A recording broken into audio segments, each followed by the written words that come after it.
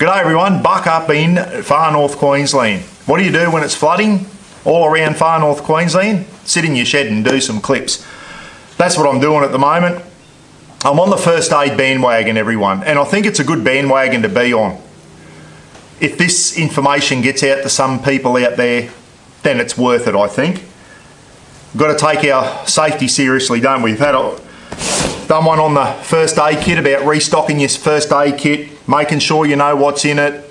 I'll put the link to that clip up in the description. If you haven't seen that, go and have a look through. It's just a short clip about what I carry in my first aid kit, and it was a reminder for everyone to check your first aid kit. And I thought, you know what, I'm not just going to leave it here.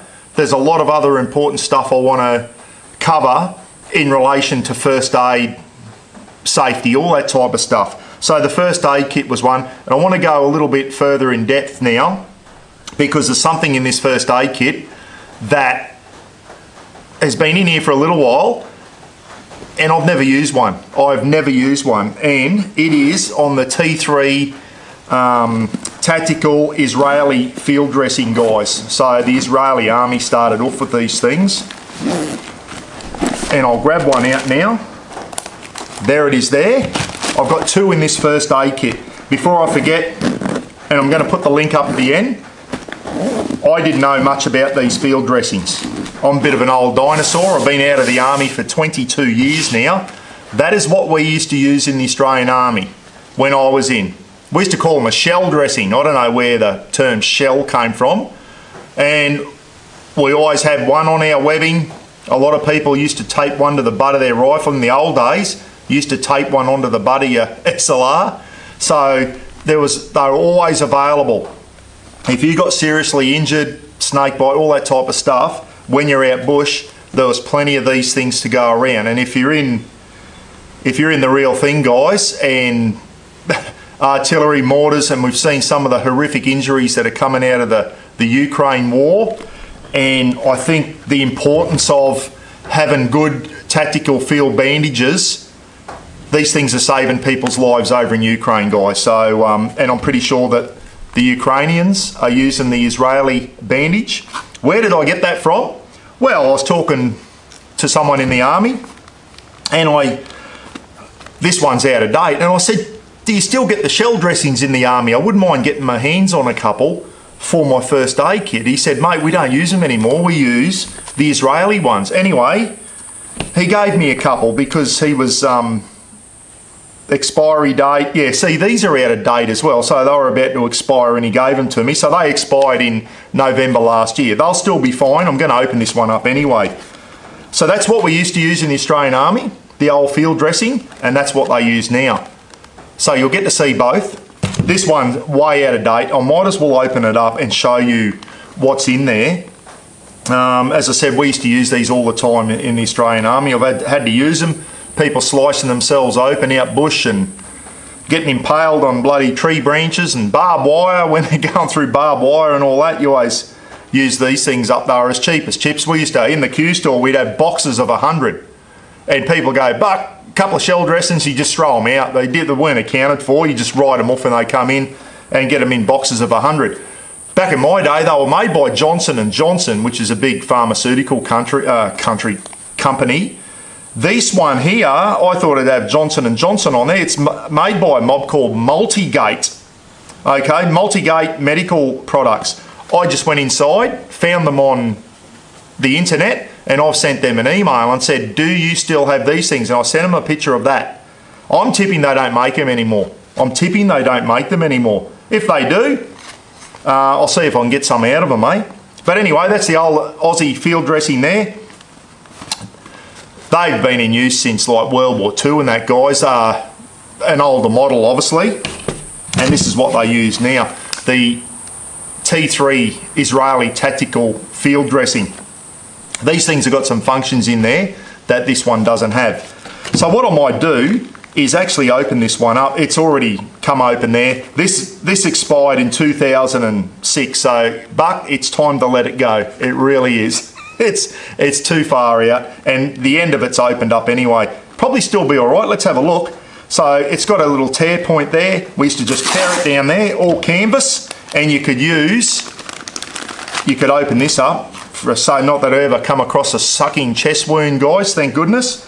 But it's basically vinyl on the inside, canvas on the outside. And what you could do, dropped it. What you could do is open it up for a sucking chest wound. And you could put that over a sucking chest wound and that, guys. Tape the sides up, always leave one side open so that the air can go in and out, but you'd basically jam that over there. So that was always kept, that bit there. It's got an instruction. What's it there? How to apply the dressing. Yep, grasp the bandage in each hand, blah, blah, blah. So it comes like that. It's also got a second one, which this one has here too. So it's probably still fine, but I'm going to use it anyway. It'll have a tear point on there somewhere. If not, you use your knife. When you're out bush, use your knife Mark 1. The Barry beef, guys. With the teeth, probably not the most hygienic way to do it. You just probably could have ripped that with my fingers. There's another plastic sheet there that can be used as well, probably for a sucking chest wound. As I said, I never came across those things. Or, I guess what that could be used for too is if you need to keep the wound dry, you can put that over, do the wound up, put that over, tape it up with some, we always carried insulation tape and that on us, guys, out bush. Everyone had a roll of insulation tape in the webbing, and you could keep the wound dry using that thing there. So there you go. Let's open him up now. See how he goes. And here's the wound here, the wound dressing there, guys. So you open it up, and you'll see here, this side here, you've got to hold on to that so it doesn't unravel. And basically what you would do is straight over the wound there, over the wound, and then you start wrapping around with this one. Nice and tight. I won't do the full demo, but you get the idea. Keep the pressure on, especially bleeding. The best thing for bleeding, everyone, is pressure. We all know that. Keep the pressure on it. While you're doing this, he can be there holding that on. Say, mate, keep the pressure on that. Keep the pressure on. Okay? Roll him around like that. So that was the Army field dressing there, everyone. Had to use these a few times. And then what you can do is you can tie that up, tuck it in, whatever you want. So that was a nice big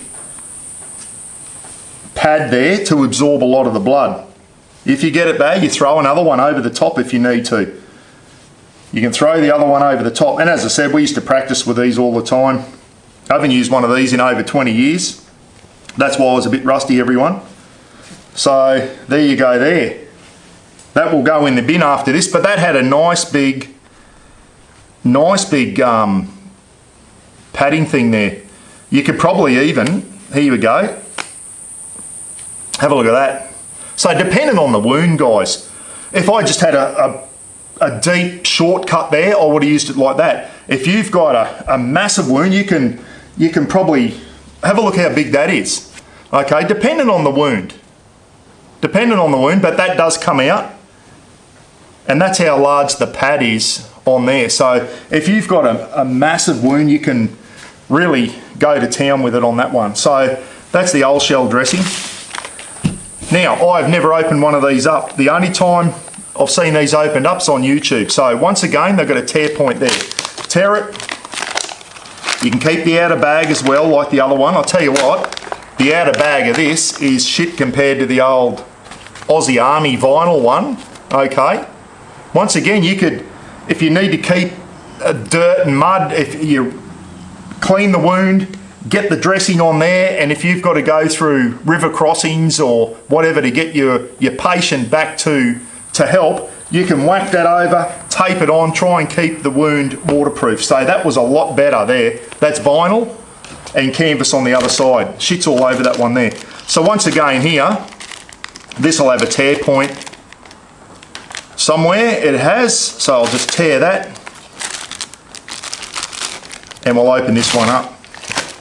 So this is the Israeli Tactical T3 bandage. I hope it's not too bright there, everyone. So what we do here is, and as I said, I've never opened one of these up before. Now, first thing I notice here, this will be the 4-inch one, I think, guys. They come in 4 and 6, and I think even 8-inch. So there are different sizes. 4-inch. The 4-inch hemorrhage control bandage, trauma wound dressing. And I think the Israeli army started off with these things, guys. So automatically now, this is only the 4-inch. I've got 8 6-inch ones of these on order from eBay, and I'll show you the link at the end, guys. So automatically now, the old Aussie dress, look at that. That is a serious bandage. Not so much a bandage, but a dressing. Look at the size of that compared to the Israeli one. Okay, now I think you'll find that this Israeli one, they generally, no, this one doesn't seem to do that. I thought this one folded out as well. I've seen one where it might be the 6-inch ones. It might be the 6-inch ones. These are the 4-inch. The 6-inch ones or the 8-inch, they actually fold out so that you get a bigger dressing. But I'll tell you what, look at the Aussie one there. The Chinese Aussie one, they're made in China. Made in China, sterilised in Australia. It says on the pack, but automatically now I'm thinking, I know which one I'd rather. I'd rather carry one of these. Look at the size of them. I forgot how big they were. I've used these heaps of times. I forgot how big the actual padding on the Aussie ones was. I knew it had a decent size crepe bandage on there, but that's nowhere near it. Now the good thing about the Israeli one here, they're sewing up a little bit of cotton there. So if you do drop that, it's not going to unravel into the dirt and the mud, everyone. Okay? So you open it up, don't put your hands and all that type of stuff over the wound dressing. How thick is that? Yeah, it's not too bad. It's got nothing on this one, but it has got nothing on that. If I was bleeding badly, I'd like to get that one on there and then maybe get that over the top. Well, there you go. There you go. As I said, I've never opened one of these before. That there, I'm a bit disappointed with that. Maybe the 6-inch one. I know the 6-inch one, you can actually fold it out and make it bigger. This is the 4-inch and it doesn't do that, but even I can feel the padding in there. There's padding in there, guys, but it just does not seem to be anywhere near the amount of padding as that. If you've got a lot of blood, you're going to need a lot of padding. If someone's bleeding badly, I know what I'd rather be using. Okay? But this thing's got a feature that these don't have, and it's absolutely brilliant. So what I would do there, as I said, you've got the padding there, that goes over the wound. You hold that. Now the other good thing about this is, the 4-inch one, maybe the 6 and the 8-inch, they've got extra padding, see here? This is so if you need to do something yourself, you can put your arm through there and you can do it yourself one-handed. So fantastic idea, being able to put this over your leg or your arm so that you can, if you're by yourself and you wound yourself badly, you can slip your arm through there like that, and you can slip it up your arm a bit more, okay, wherever the wound is, and then get the dressing over the wound. So that's designed so you can use it one-handed, which is a fantastic idea. The 6 and 8-inch ones, I'm tipping, I've seen some American ones where that there comes with a whole bunch of wadding like this, like packing, and it comes with a heap of packing in it like that. So when you open it up, you can pull the padding out, okay, and it gives you extra padding. This is the 4-inch one, and to me, not enough padding in there. I've got the 6-inch ones coming from eBay, guys, and I'm hoping that they have the extra padding in there. We'll soon find out, I'll let you know when it comes in. So that there, so you can put your arm through and you can do it one-handed, okay? Because putting a bandage on, you do need two hands sometimes, but if you can free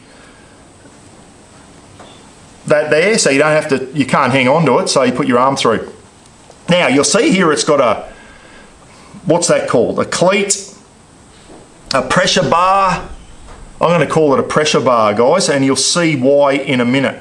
The idea with this here is that you come back the other way and you can use that to put extra pressure on the wound. As I said, to stop bleeding, we apply pressure. If you did not know that, everyone, if someone cuts themselves, first thing you do is get some padding, some gauze, swab, get it on and get the pressure on.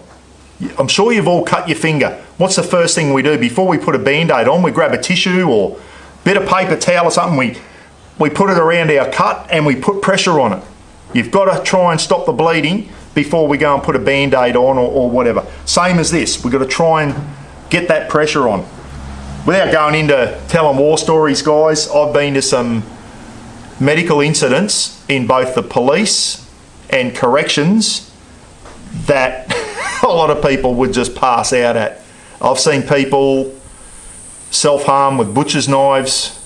When I was a police officer, I saw some horrific self-harming, and we've had to go there, and we got there before the ambos. Well, guess what? You can't sit there and go, ambos will be here soon, mate. We had to do first aid. We had to take action. One bloke's arm was that bad one day.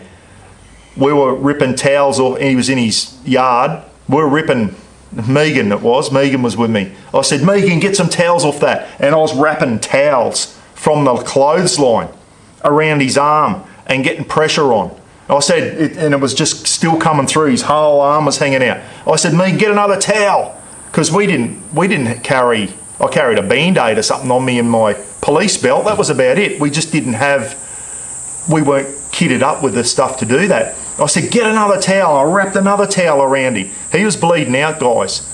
And I think I can safely say we saved his life that day, that guy. He was an Indigenous man, and we saved his life. And as stressful as that was, we had his niece screaming at him at the same time. They were drunk. Hurry up and die, you Black Sea, and all that type of stuff, while I'm trying to keep him alive. I've got that in one ear. So a family member screaming at him, telling him to hurry up and die. Like, just, she ended up in the paddy wagon. I said I wouldn't tell any war stories, but that's one of them. I've come across some horrific slash-ups as a police officer. One of the worst ones I saw, someone used a ceramic plate, smashed a ceramic plate. Up in Arakoon, she got flown out on the Royal Flying Doctors and had to have microsurgery on all sorts of stuff in her arm. And in corrections, guys, we used to get it all the time there. Some of it would be from a little wrist cut right through to, bloke tried to do his jugular vein one night in the safety unit, and I was shoving a towel in his neck. He was gurgling. I thought he was going to check out on me that night. Probably a couple of blokes with me that night that are watching this clip. That was a pretty bad one. And he did his arm was hanging open, and he bloody did his neck as well. Had a razor blade on him in the safety unit. They hide him up their ass if you're wondering how they get a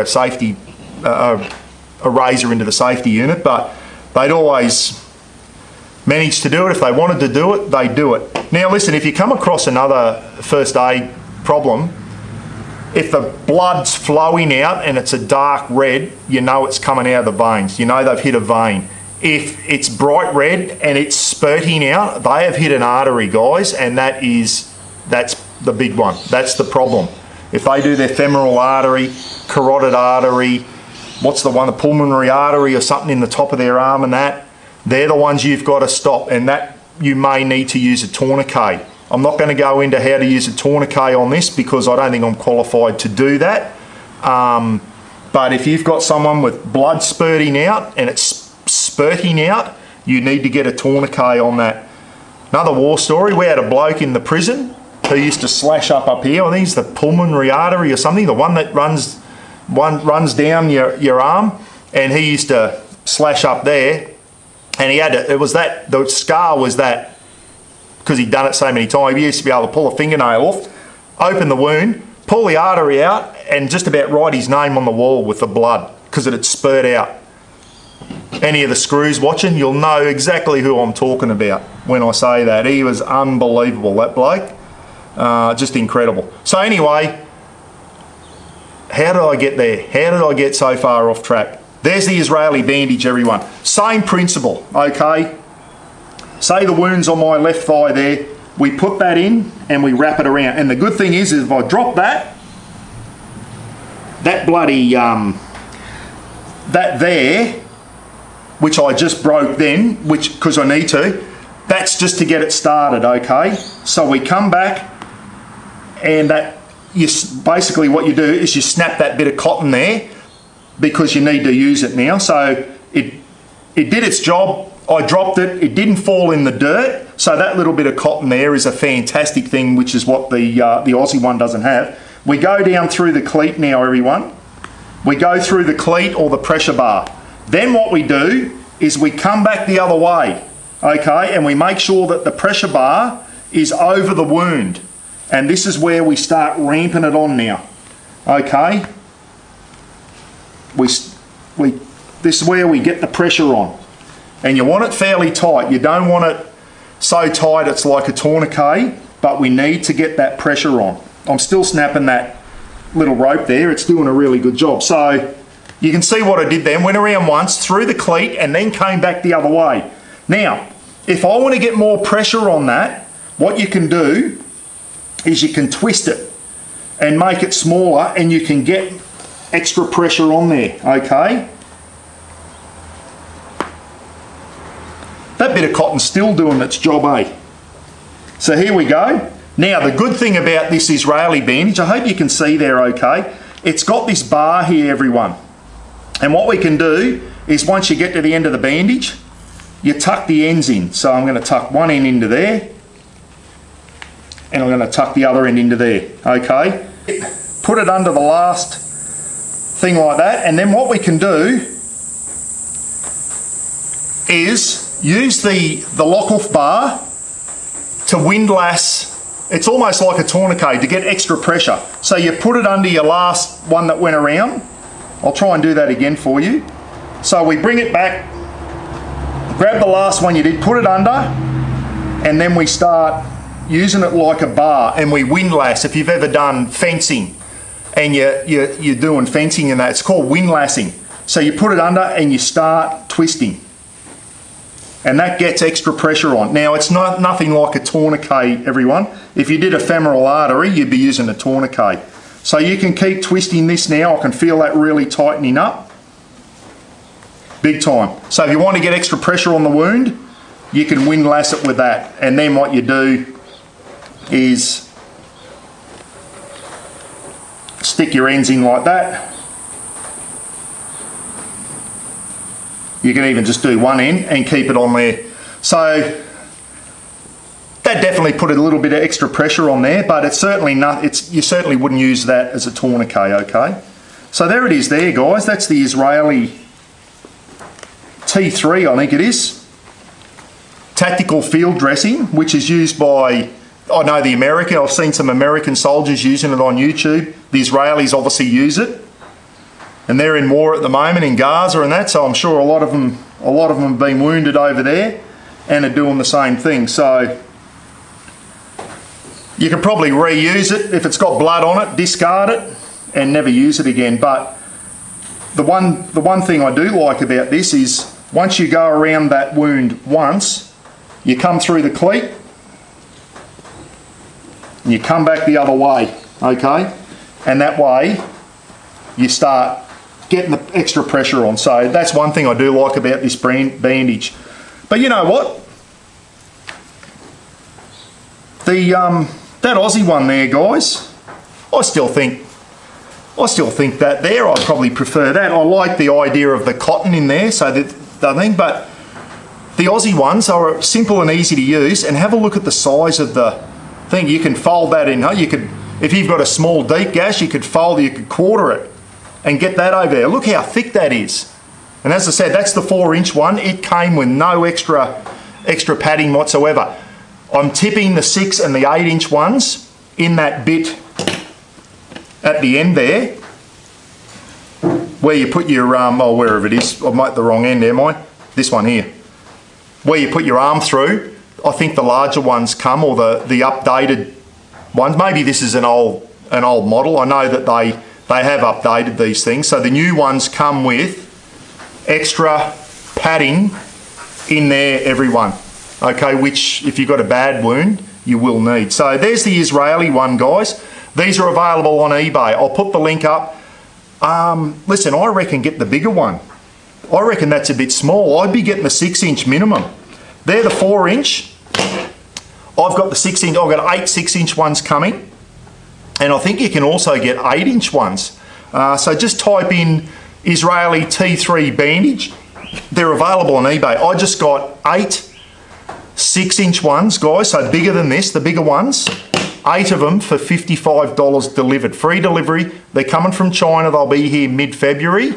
Most stuff from eBay comes. There is some Aussie mobs that have them, but you'll pay about $20-something per bandage. I just got a bunch of 8 from China, the 6-inch ones, and they'll be here mid-Feb. For $55, that's not too bad. A couple will go in here. A couple will go in the doors of my 4-wheel drive. If you've got a boat, throw a couple in your boat. Grab a set of 8 and just put them around it. You never know when you might come across a car accident, and you might get to the accident before the ambulance turns up, guys. Someone might have some bad bleeding. You may need to get the wound dressing on there. I'll tell you what, I would love to get my hands on more of these things. I'd love to get a box of 100 of these, and bloody for nothing. If this mob here, say, if I can get a box of 100, and I'll send a couple out to all of you there watching. You can pay for the postage, but I'll just send them out for free if I could get my hands on a box of 100 of them. I'm sure they're around somewhere, but you've seen how good these are.